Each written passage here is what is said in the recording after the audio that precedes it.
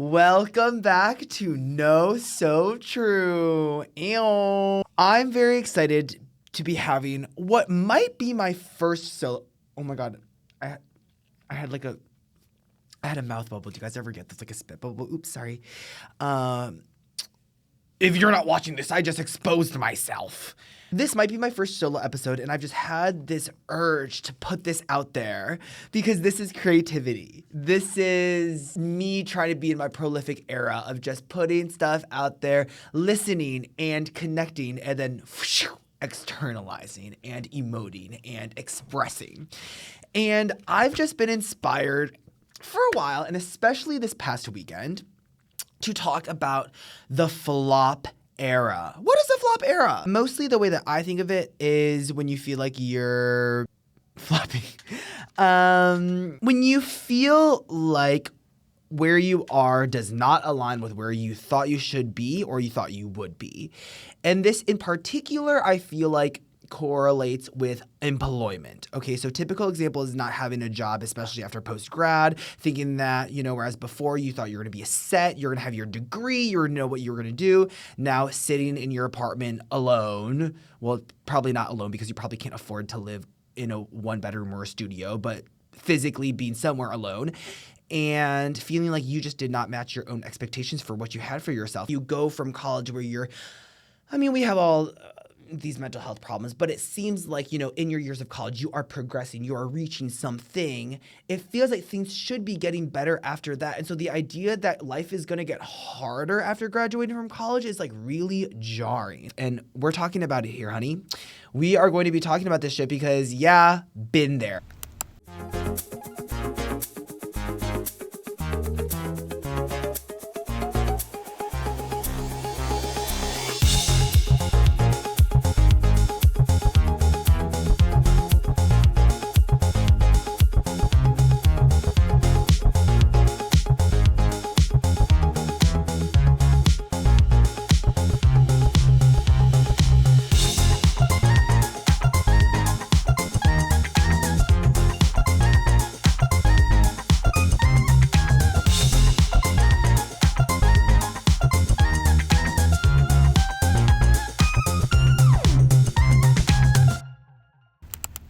Flop era is a slang term that refers to a period of time in someone's life where they're experiencing a failure.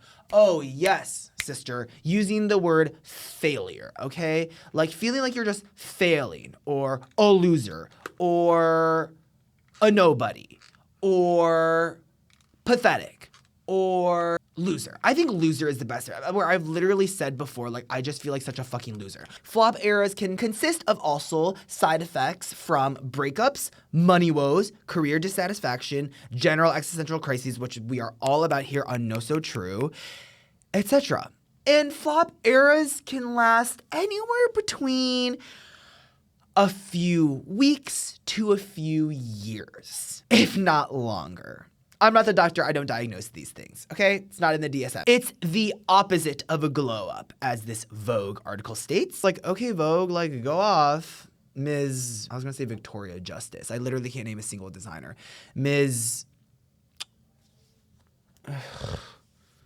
Fucking Vera Wang. Oh, and I love how this starts off. Around 2021, some friends and I started joking about our flop eras. The flop is hardest before the slay. This, for me, is true. Obviously, it's literally just peaks and valleys and whatever. It's nothing new. But for me, I feel like every flop era and or depressed era that I've had has directly preceded an era of thriving, an era of change, an era of wonder. Being in your flop era does not necessarily mean that you don't have a job. Being in your flop era can apply to so many different domains in your life. But mostly it has to do with, I feel like your idea of success, which often permeates into your job. The obvious thing that I want to do is just like normalize feeling like a loser. I got not like so many responses, but like a lot of people from a myriad of work statuses and times in their lives. Like some people saying that they're in their flop era even though they're making like more than 100K. Some people saying that they're in their flop era even though they're in a really, really great relationship.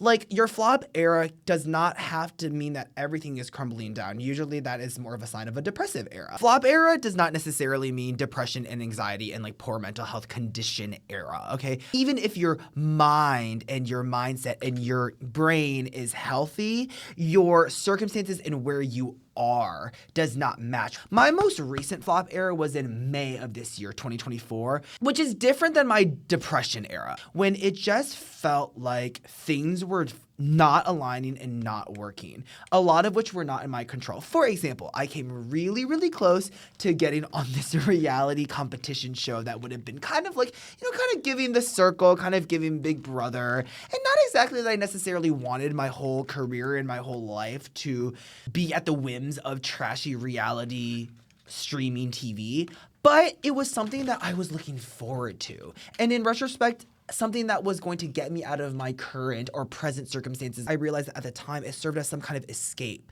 I wanted some kind of escape at the job that I was working because although I loved being a teacher, like I knew that I didn't love it enough to continue doing it. And it was like, I don't know, I think it was just a particularly hard week. It was like third quarter, hard to manage the classroom, hard to feel like I was being valued in the position, hard to feel like I was actually doing anything.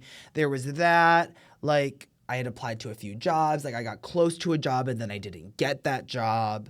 This was not in the same month, but like months before I got dropped by my manager when I was, you know, for my comedy acting manager, which made sense because I wasn't really doing much comedy or much acting. But it just felt like, it felt like the flop era had a pretty early onset and was just kind of like steadily rising. Things were not working, and like not only that, but it almost felt personal, even though a lot of the things were out of my control entirely. I decided to go off to the masses, to the Instagram followers, if you will, and kind of vocalize. And how do you say, what would be the equivalent of like mutual aid, minus the aid part. So think of it as mutual exchange of ideas, which is also known as more or less conversating. One of my friends, who I've kind of not been in touch with for a while, decided to respond to this request of stories about flop eras and how people are in it, how people got out of it. And I'm really excited to have her have a little bit of a contribution on this show. She's not a guest. Okay, this is still a solo episode. This is still my time. This is still my... Okay, I don't know how I'm going to finish this sentence. Let's just call her. Her name's Lucy. Hello.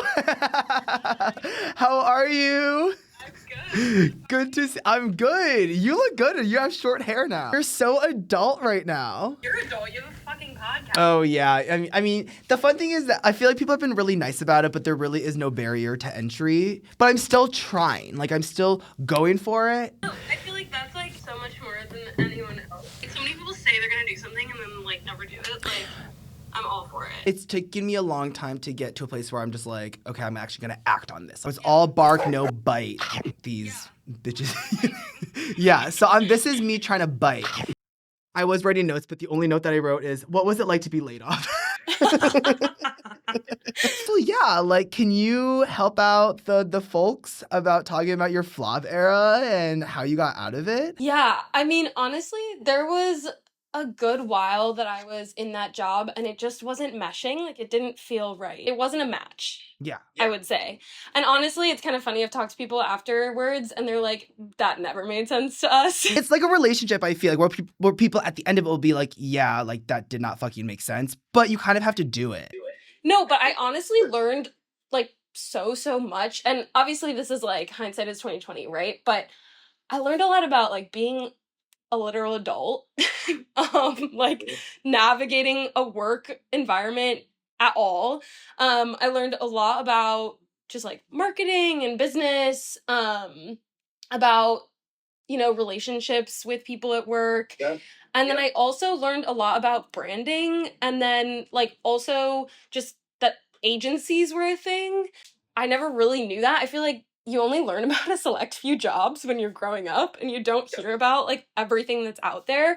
But I was able to, at that job, get exposed to just the agency world in general. And I was like, wait, I'm excited and happy and like my best self when I'm in those meetings with like those types of people. And so that kind of was an eye-opener for me, but then still I was in the job and I was, it just didn't feel right. There was a lot going on in the world and at the company at that moment. And so when I got laid off, like it was the biggest shock ever, I think. Like, I literally was in a one-on-one with my boss like the day before and everything seemed fine, right? So then going in that day and hearing the news, I was like in actual shock. Like you could diagnose me with like being in actual shock. But it also, I knew at that moment that it was right because I kind of was feeling not the best about the situation. So just like it was the best thing that could have happened. Obviously that didn't come to me right away, you know, that feeling. Right. But I just really knew that that was my moment and my chance to find something that felt better and just more in line with my values and like my purpose in the world. And so I had an awesome opportunity to work with a career coach who's amazing, and just they were helping me define what my values are and like what my purpose is and all of this. Like, would recommend. Tell about the values and the purpose thing if you're comfortable. Yeah, I mean, I'm gonna like embarrass myself and not be able to remember all of them, but it basically was like you could do this yourself, but just like look at a list of values, honestly. Yes, and then just the kind Brene of, like, Brown Dare to Lead. I mean, Yeah. I read that and like I did a lot of like soul searching, honestly. I know that's like a tacky term, but I think when you're in a job for a long time, especially a job that doesn't feel super in line with who you are, you start to kind of lose sight of who you are and like start just kind of, you know, I think honestly every job there's a little bit of like people who are like playing the game and everything, and you can like kind of fall into that, which is really scary to kind of like lose who you are. And so it was a moment where I was like, okay, who am I? What do I care about? And like a lot of my values are like, I think I have 5 that I identified. There's creativity, excellence. All of us like overachievers like have to have that in there. And joy, huge. Like finding the joy in the small things is super huge. I think something like understanding or caring or empathy or something. Yes, okay, it's like one of those is mine, yeah. Yeah, and oh gosh, I'm gonna forget the last one, but it was really, really big for me to find somewhere that felt like it had those values, right? And so like I think especially the creativity one was so important, where it's like at the end of the day I want to feel like I am contributing to a creative output. And so now I ended up, I don't know, I did a crazy months and months and months of networking. And it's good. I like to talk to people, so like that was fine for me. Yes, you're great at that. Of course, absolutely. But yeah, months and months. I like honestly, I think I like kept track of it because that's a tip. Keep track and like write down like who you talk to. And at the end of every conversation, I ask them like, who do you know that I could talk to? Or like, do you know of anyone who I could talk to? It's like, I think I heard that from someone really early on. Never leave a conversation without asking for like 3 more people that you could talk to. Yes. And it's like, that is the key to networking, because people generally are really generous and just want to talk. First of all, it's natural to want to talk about yourself, but it's honestly so helpful to ask people about themselves and like what has worked on their journey and everything. And you learn so much about them, but then also about yourself and what resonates with you in those conversations. Sometimes you're like, oh, great. Like, I don't think that sounds like something I want to do. Right, but then, which is also good data to have. Such good data to have. Oh my God. But then at other times you're like, wait, tell me more about that specifically. And like, how did you get there? Or, you know, what does your day-to-day look like and what drives you? Like, it just was super informative. And I eventually realized that I would really like to be at a brand agency. Like, I really like the upfront part of doing the branding versus like the end result of an ad or something.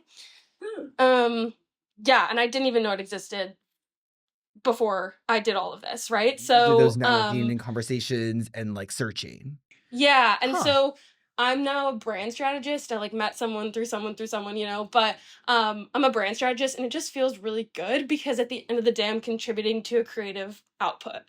But I didn't know that that was something I needed before I like did all of that soul searching, talked to so many people, learned about what they did. And anyways, I'm like rambling on now, but crazy experience to be laid off. Definitely was in shock for a while.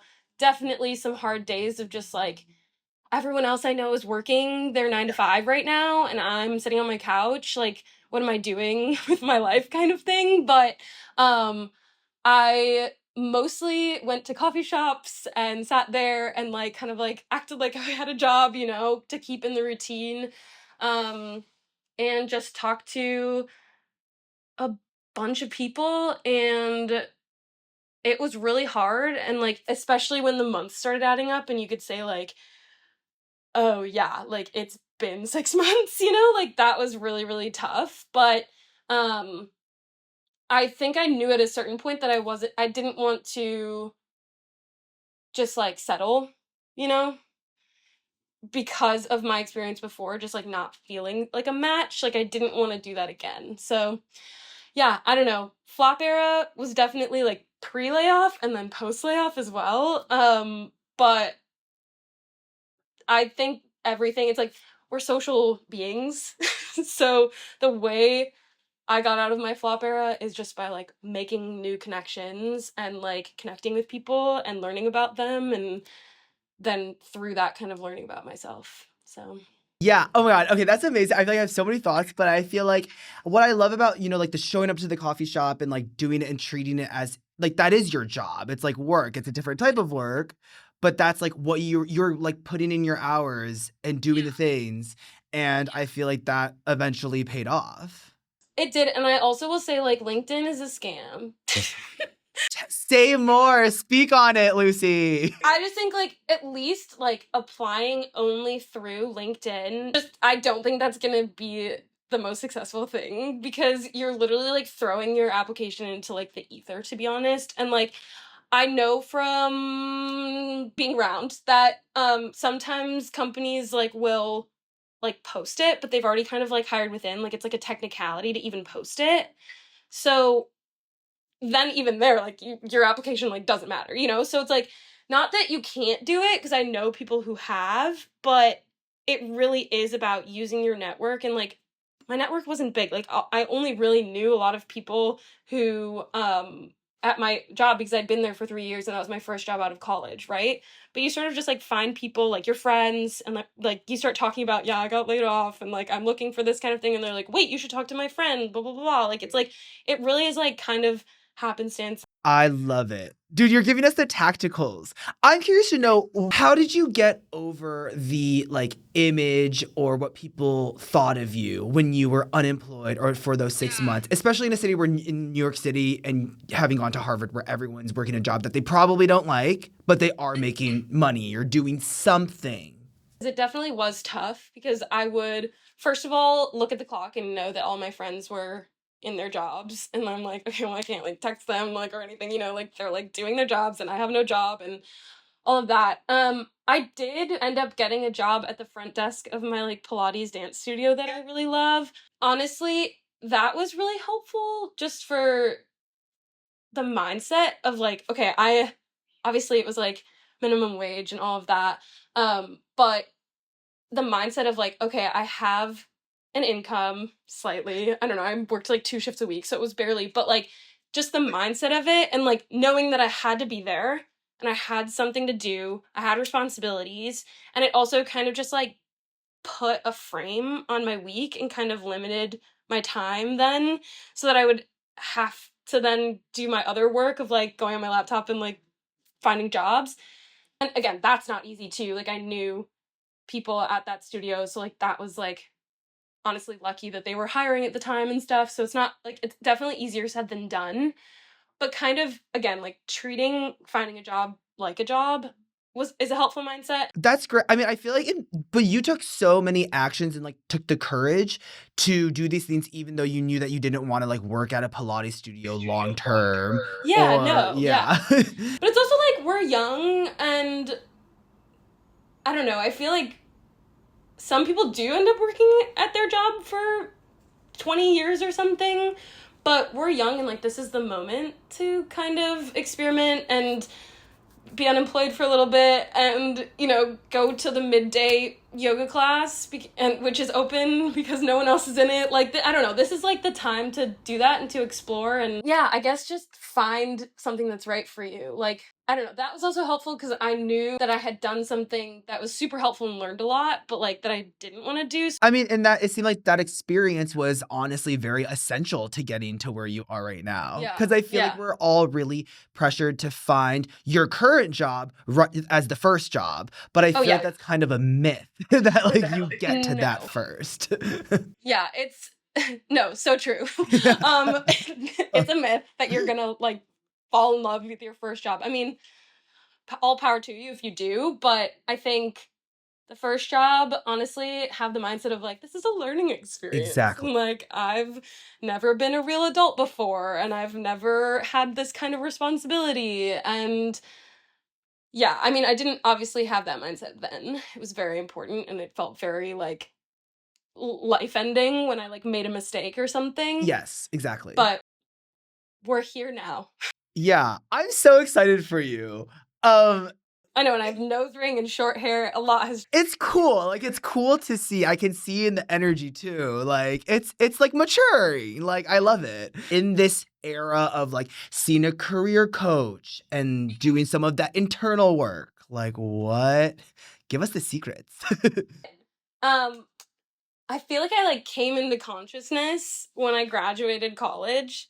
And I don't know, maybe there's a different way of saying that, but I feel that. I was like in the real world for the first time. I was like, oh my God, who am I? I'm a human that does not go to class all day, every day. You know, like I think like that was such a defining thing for me. The career coach thing was like really, really cool because it was a moment to, first of all, I go to therapy, so like that's like a whole other thing. Perfect. But like the career coach was like, no, think about yourself like in the context of kind of like how the world sees you too, and like what is your superpower, like what is like your thing that defines you, and then kind of just learning how to best like project that. It's like you're getting ahead of the game rather than being reactive. You're being proactive about how the world can see you, what your comparative advantage is, and then using that image, even if it's not necessarily like exactly how you feel about yourself, even though it seemed like those two were kind of similar, and then just like going ham on that. Yeah. I mean, honestly, something too is like, I feel like now I'm not afraid to be my full self at work. Whoa. Which is kind of crazy. Yeah. I know. But I think that's because I had done the reflective work of, okay, who am I? What's important to me? And does it feel like this company kind of shares that, you know? So then I'm like, okay, I'm cool being myself at work and like being maybe a little bit speaking up in meetings that maybe other people at like this stage of their career might not, because I'm just like, no, I'm gonna do it the way that feels right to me and then see how that turns out. Because I think other times at my first job I kind of like stayed quiet and like, you know, let kind of like the hierarchy play out and everything. I don't know, that's just kind of exhausting to like not be yourself or like do what you normally would think is right. If you can find somewhere where you can be not obviously all of yourself, but mostly yourself, it just is way less exhausting to go to work. I think that's just nice to hear, because I think that a lot of people our age have already fell into the dangerous trap of just believing that they're never going to find that. So I feel like also, by the way, like job market terrible, like would not recommend like quitting just to have the experience that I had, because not really sure when or how you're gonna get a job, but like wouldn't recommend just hopping out of your current job if you don't have something lined up. But yeah. Is there anything that you kind of learned throughout that in-between stage or your flop era, whether it's a habit or practice or just a different mindset that you feel like has sustained you when you did get a job or throughout this period in your life? I'm a routine gal, and so it was, you know, working out regularly. I love ClassPass. I'm a big ClassPass I just did my fan. trial. It expired, but I think I will get it. I think I'll have to. It is really nice because there's variety and there are way more class times. We can offline about that. But oh my god, I just hate that I said offline. No, Cut I that love out. that. I love that. No, cut that out. That's ClassPass such like is gonna corporate slide speak. in. ClassPass is gonna slide in. One thing I did during that era, which I need to get back to, was I live really close to the Williamsburg Bridge, and so I used to get up in the morning and move like first thing, and so I would go across and then back, and having a walk like that just like got me going, right? So Yeah. sometimes when I work from Activation. home now, I'll get up and go on a walk, and it's just kind of nice to be like in society with some Yes. sunlight. Yes. But yeah, that's not like a new piece of advice. But a huge gem. Like I every time I forget that and then I remember that, it's like, oh yeah, this is why I do this. This is why I go on a walk, even if it's just 20 minutes in the morning. Well, thanks, Lucy. This is I hope that you awesome. have something usable that's like not embarrassing. Bye-bye.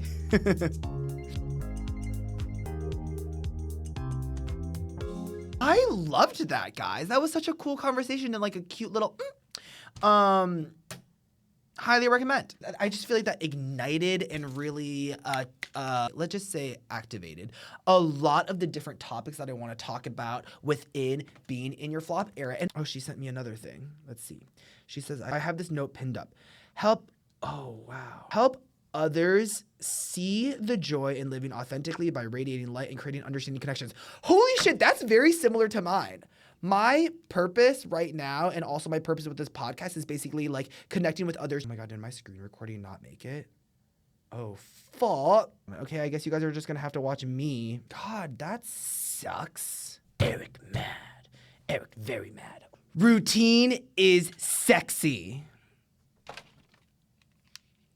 No, guys, literally, like, this helps me all the time. And sometimes, just to be real with myself, because my boyfriend points it out a lot, sometimes I take this a little bit too much to a T, where I will abide by routine, and then if I do not follow it, I crumble a little bit. So yes, routine is sexy. Structure, routine, wake up, have something to do, go, block out your time, set the colors in your calendar, do 1 through 7 on your to-do list. Yes, structure, amazing, but also giving yourself grace when, you know, you don't fucking do all the things that you wanted to do, and maybe you wake up a little bit late.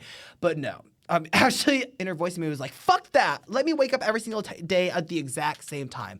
Pro tip, that has also helped me, okay? This is something that I'm convinced you can not do, or people it's harder to do in New York City, in a big city like New York City, because everyone's going out all the fucking time. This is my take on New York.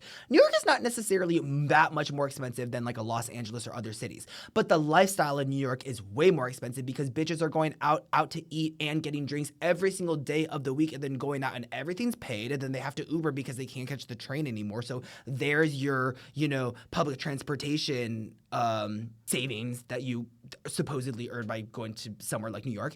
But anyways, like New York, when you're having that lifestyle of like every single weekday you're waking up and going to work, and then on a Saturday you get home at 5 a.m., yeah, that's gonna fuck you up for the next few days. Dumbass. Just kidding. We're nothing but love and compassion on this one. But yeah, for me, waking up around the same time with plus or minus an hour, like including on weekends. And I remember reading that on a blog, probably like Psychology Today, and being like, fuck, that is so unsexy. 20s, 30s, quarter life, that is the time to make routine sexy, okay? There is a way to make it hot. Hot girlies abide by routine. Here we go. Explore who you are, if not productive. I think not having a job can really be an opportunity for you to be like, I need to think about what it is that I do want then. Like, what is it that I want my ideal day to look like? How do I want to design my life when I wake up, when I get out of bed? What would be an ideal? And that North Star helps you get a little bit closer to when you do have a job. Take this as an opportunity to pick up some habits that are going to sustain you for when you do have a job, like waking up at the same time or exercising. Maybe you find some kind of hobby that you really like in this time that you're like, you know what? mentally clocking this is going to be helpful for when I do get the job or when I get to do the thing that I want to do. This is something that's going to be sustainable and something that I'm going to continue, a practice that I'm going to have for the long term. Now is the time to explore those things.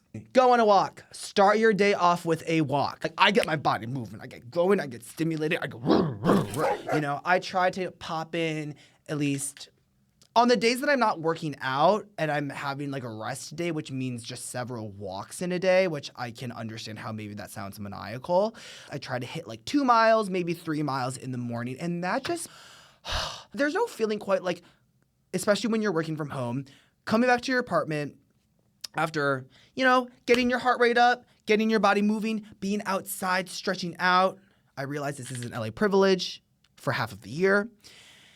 And looking at the time and it's 8:17 a.m. Oh, nothing better than that, okay? I'm a firm believer that being in your 20s, this is where things are supposed to be messy and not put together, and you're not supposed to find the thing that you absolutely love. So this is the time that your flop era is supposed to happen. This is the time where you're supposed to be making ideally the least amount of money than you ever will, besides retirement.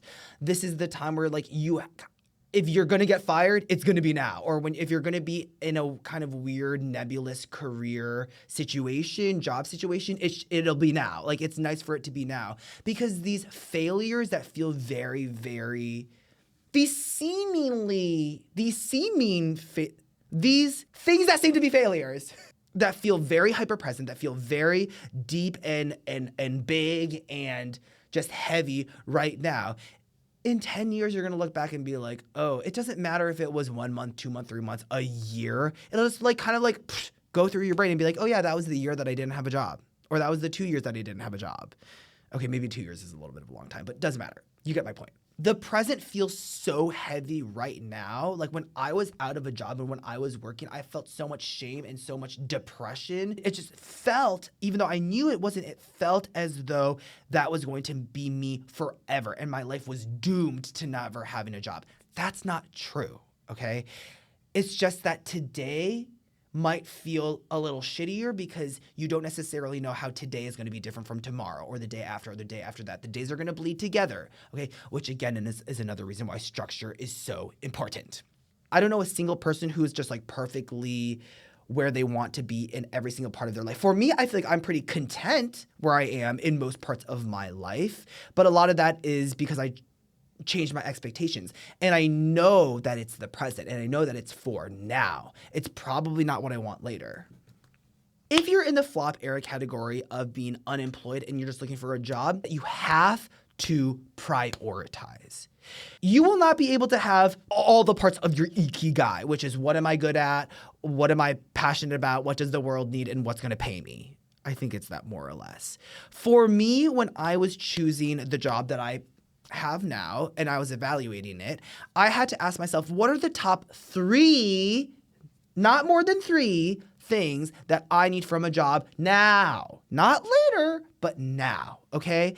And for me, it ended up being like something that I remotely or somewhat feel passionately about, like a cause, a mission, a purpose that I can get behind, which for me is suicide prevention. For me, it's like, great. That work feels good. I had been volunteering in it. It feels like something that I'm good at. It feels like something that I have a natural inclination towards and a natural ability and a warmth and empathy, whatever, those things.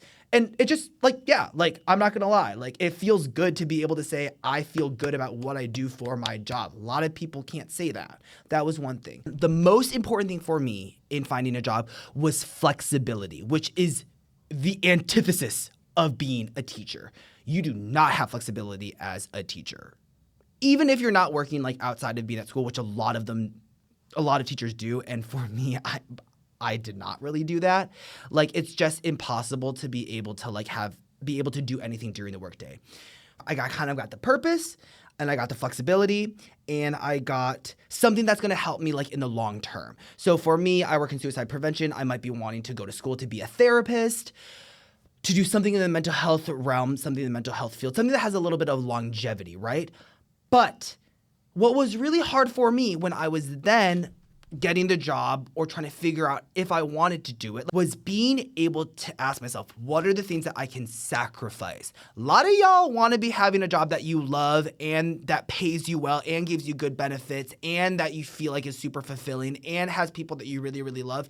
No, you're not going to be able to get that right now. It doesn't help you to wait for the perfect thing. That's a huge thing that I'm learning in my 20s and that I'm getting from Lucy's kind of journey herself is that like she kind of had to have that shitty job for 3 years or a job that she had qualms about because it helped her learn. And it helped her learn even those things of like being a functioning human being are so invaluable, even though you really think that you can do that without getting a shitty job. You think that you should be able to save yourself time and like, yeah, I already know that. We all think that. We all think that we don't need to have experience in order to learn something, but that still doesn't replace the value of learning from the experience. That's some advice that I got from one of my best friends is like, yeah, but you're not doing this for the money. You're doing this because you want flexibility, because you want to work on your stupid loser podcast, and because you want to do something that you feel like could put you more in the direction of what you want to do in the future. And so for me, what it looked like was missing out on a higher salary. My pay is not great. It's pretty sad. I'm making less than $65,000 and I live in Los Angeles. Okay, so that's not fantastic, but I made it work. Why? Because I have side hustles that are supplementing a little bit of my income. So tip for if you're in your flop area, you're looking for a job, and this applies to a lot of things in life, is you have to prioritize the things that you want. And then you have to be okay with not getting the things that you're not prioritizing. Next on the list, this is the time to really exercise the muscle of not comparing yourself to others because you do not know what other people are experiencing. Again, I know plenty of people who feel like they're in their flop era and they have a very cushy job right now. So you cannot compare. Use this as an opportunity to make yourself stronger, okay, in terms of not doing that. And then, of course, I'm going to give you another generic piece of advice that I've been compiling from my friends, but then I'll give you some specifics with it. Put yourself out there and don't stop. This might get really, really exhausting, okay? Doing the networking thing, hey, I get it. It's a grind. It can be freaking annoying, reaching out to people. But you got to remember, there are other ways of networking, okay? There are other ways of putting yourself out there that don't have to be cold outreach on LinkedIn or going to like a shitty job fair. Here's another way that you can put yourself out there. Volunteering. Like if you don't have much work experience on your resume and you're like in this learned helplessness loop of, oh my God, I'm not going to be able to get the job that I want because they don't want me because I don't have any experience, but I don't have any experience because I'm not getting that job, then try something that will get you in that space. For me, that looked like volunteering. Now, this might be more applicable to my situation because I work for a nonprofit and they consistently pull from their volunteer base, but there might be an example of that or a part of the equation that could look like that to you. Or volunteering in something that's just in this space. Why? Because chances are someone who's really passionate about the same thing that you're passionate about probably has a job doing something similar, okay? If you have no one, if you have no network, this is what you should do. Put yourself out there or put yourself in there. For me, volunteering was like so perfect.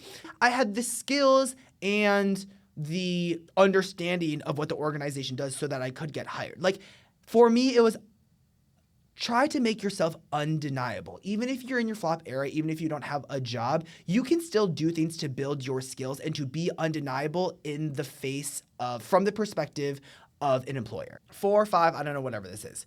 All experience is good experience, okay? Don't aim for the best job. Kind of like how I was talking about with Lucy. Don't aim for the best job. You're not going to get it right now.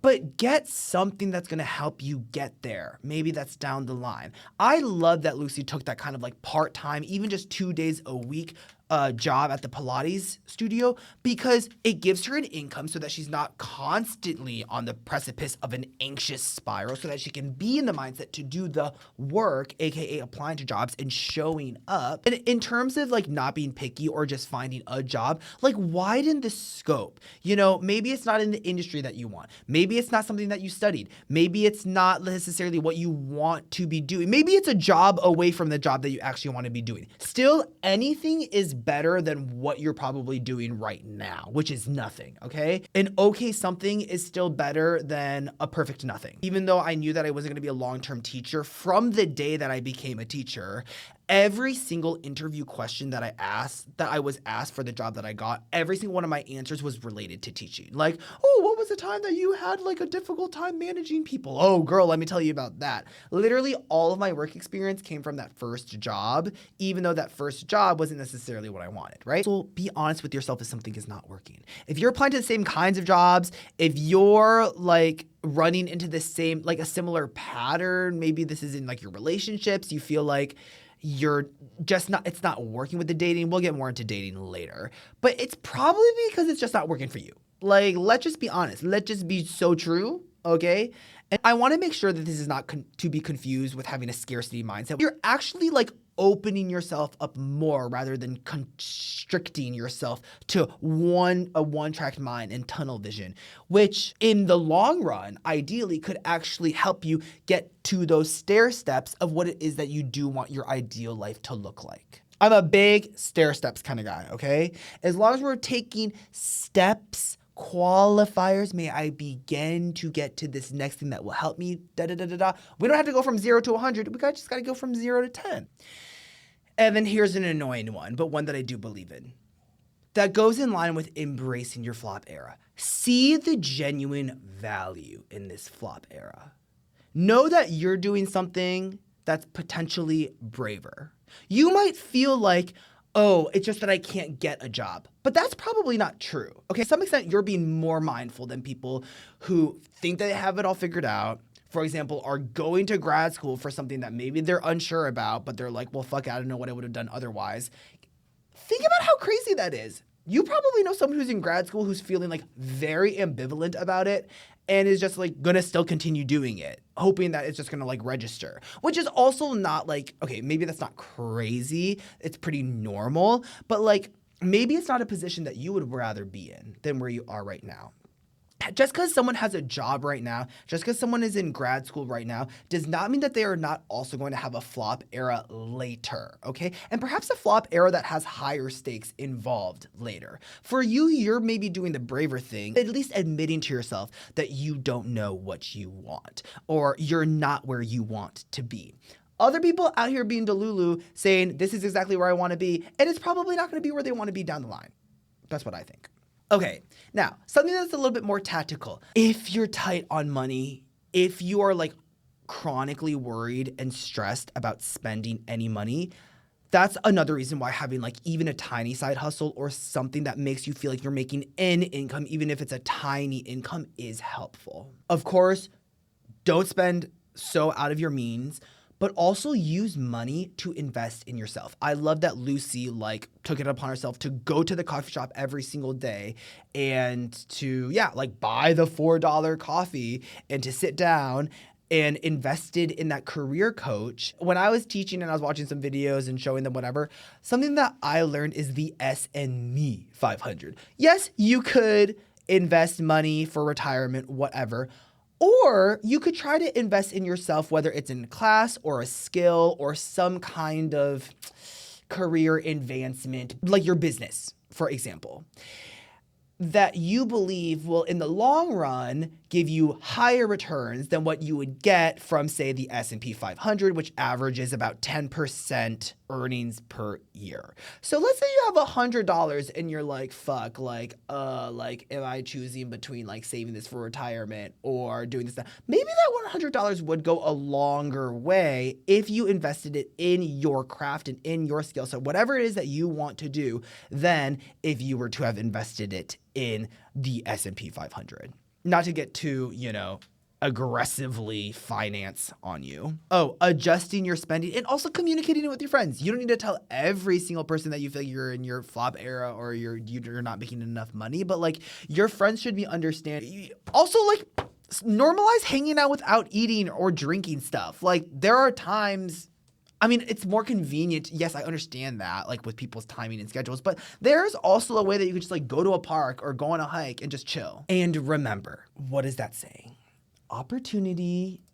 Oh, luck is what happens when preparation meets opportunity. You know what? I know that these quotes are fucking stupid, but I'm a believer in this one because you might be thinking like, oh, like, I don't know people who like are doing stuff that I want to do or like whatever.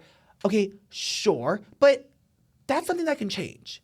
But what you don't want to happen is finally getting an in into your network, finally getting an into a company or a job that you want, and then not having the experience to back it up. That is a no-no. And think about the things that you do have at your disposal, the things that are on your resume and how you can spin it, okay? Like for me, when I started being a teacher, they specifically needed someone who had an economics degree, which was my major, even though I was like pretty terrible at it. And that ultimately like worked for me. Like yes, my friend got me the in on the job, but I also just so happened to have had the degree that they needed me to have because that's what I was teaching. So think about the things that you have that other people don't have. Think about your comparative advantage because getting the network, getting the access to the company, getting, out of the whole like LinkedIn hullabaloo is just one part of it. But then the other part of it is that they are going to ask you like maybe what did you study if they care. Most of the time they don't. Or like something, okay? And just having something to talk about or something on your resume is helpful. I'm feeling like I'm just like yapping. If you're taking it from me, every time I've had a flop era, it has been before a slayage era, okay? You don't know that it's not coming up soon. The best thing that you can do is make yourself open to it, okay? So prioritize. Ask yourself, what does a slayage era actually literally look like? Not just better, but no, a job that pays X number of dollars or benefits, whatever. Like, you might check in with yourself and realize, actually, I'm not asking for a whole lot. Great, fantastic. Go off of that, not asking for a whole lot. You don't need all that other stuff, okay? Prioritize. Allow yourself to feel this way. Do not compare as much. Like, do something. Put yourself out there. Get creative with how you may put yourself out there. Lucy literally just texted me and she was like, I did this crazy thing. I remember where I designed a poster and made a website and went around the city hanging a bunch of posters, and who knows if they actually helped me get a job, but it got my creative juices flowing and was a nice thing to be able to send to prospective employers to say, this is who I am. Fantastic. Even though it didn't necessarily have people hit up her line, she has another thing in her portfolio, right? Like taking the agency into your own hands and using and doing what is in your control, I feel like is the name of the game. So know that this could just be part of you getting to exactly where you want to be. And it might actually even be necessary for you to get exactly where you want to be. So embrace it. Be present. Be honest with yourself. Search in that soul. And I'm going to stop fucking talking. I hope y'all like this solo episode. I hope I didn't get too didactic on all of y'all. Thank you very much to Lucy Devine for this little guest segment that you did. I learned a lot in that very brief conversation. Thank you very much. Good night. I'm tired now.